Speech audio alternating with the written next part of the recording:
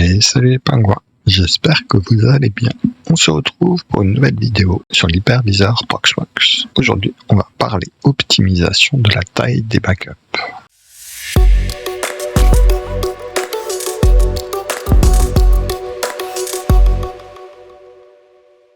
Alors, je ne sais pas si vous avez déjà fait attention, mais au niveau des backups, la taille et le process de backup peuvent vous mettre la puce à l'oreille comme quoi vos sauvegardes ne sont pas optimisées. Je vais vous faire un exemple. Je vais faire un backup de ma VM test. Il y a une allocation de 50 Go pour le disque. On va aller se connecter et pour vérifier ça, donc si je fais un df-h, je vois que j'ai 49 Go d'alloués. J'en ai 7 qui sont utilisés et j'en ai 42 qui sont libres. Donc on va faire le backup de cette VM. Donc vous allez voir que c'est une VM qui a déjà pas mal travaillé. Il y a eu beaucoup de mouvements sur les disques, de l'ajout, de la suppression, de la modification. Donc on va lancer un backup.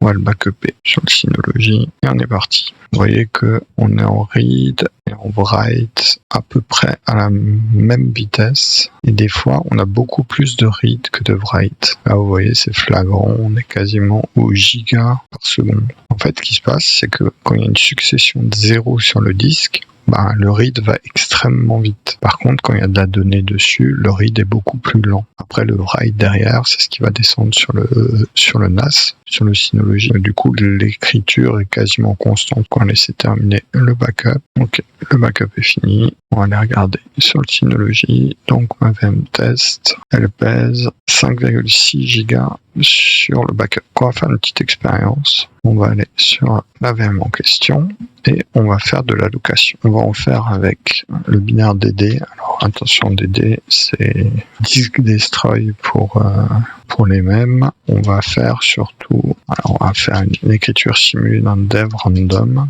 On va écrire une suite de caractères qui est aléatoire. Et en output, on va créer un fichier bourrage. Au niveau de la taille, on va lui dire qu'on veut écrire 1 giga et le count, on va le mettre à 1. Faites très attention avec la commande DD. La commande DD, ça fait pas de distinction, il n'y a pas de yes, no.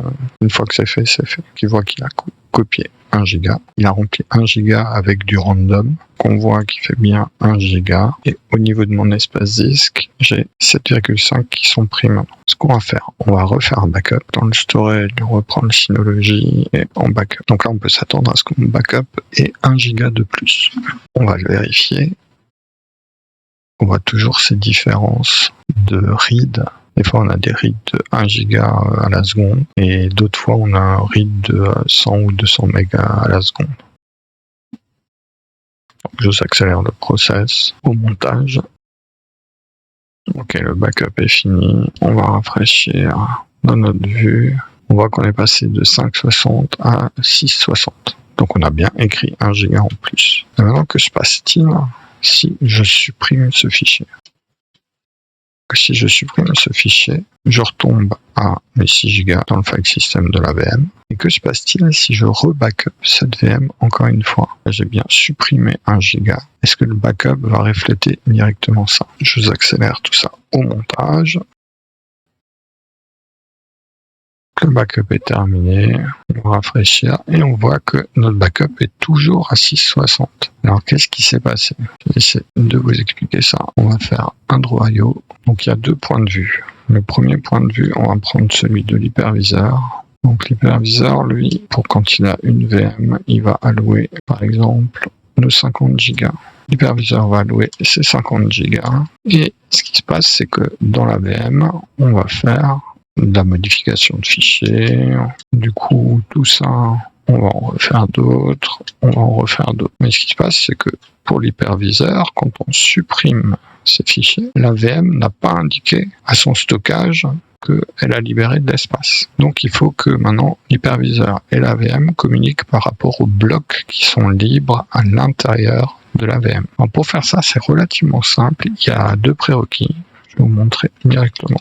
La doc aussi, je vous ai mis tout ça dans la partie Proxmox. Au niveau du shrink, cela fonctionne uniquement si le contrôleur est un SCSI. On va regarder dans hardware, on voit que ici on est sur un contrôleur SCSI et il faut donner à notre disque dur la possibilité de discard dans la configuration du Proxmox. Une fois qu'on a coché cette partie, il nous demande un reboot. Donc là, c'est un shutdown -H. On attend de voir que la VM est stoppée et on fait un restart de la VM.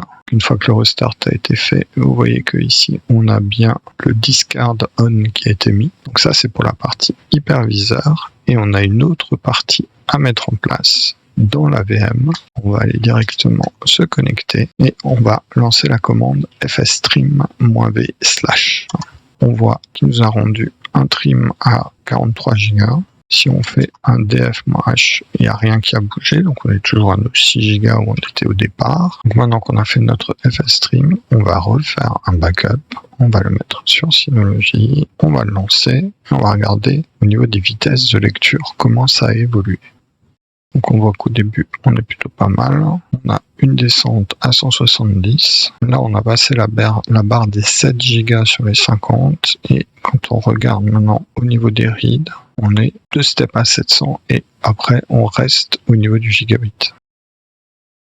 On est toujours sur des valeurs super élevées par rapport à avant où ça faisait le yo-yo parce que les datas étaient écrits à droite à gauche. Maintenant qu'on a fini notre backup, on va aller voir au niveau du poids et on voit qu'on a rendu énormément d'espace. Ce qui fait que maintenant, en taille de backup, on va diviser quasiment par 2. Pensez bien à activer le discard et pour éviter d'avoir à lancer la commande de fstream qu'on a vu avant, vous pouvez très bien activer un système CTL qui s'appelle fstream et du coup vous pourrez le starter.